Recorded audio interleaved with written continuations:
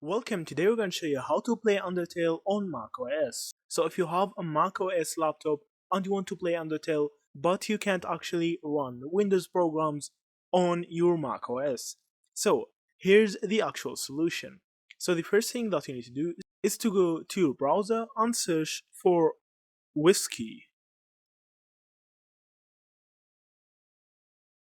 So you need to search for Whiskey Mac and you need to download it. So from here, we get Whiskey app. You need to click on this link and now you need to click on download latest. After that, now you need to install Whiskey and drop it down after you extract it to the application menu on your macOS. After you do that, you need to actually create a new bottle. So why you need to create a bottle? Because that place that you are creating will actually run Windows apps. So click on create a bottle, as see from here, and hit the Windows version. So if you want Windows 11, Windows 10, just change the version.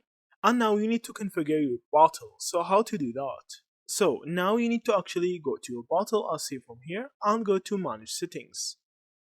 After that, you can actually just change its name and pin it, as see from here. So after you successfully configured your bottle, as see from here, now all you need to do is to install your Undertale game. You need to install it on the path that you will browse your bottle to.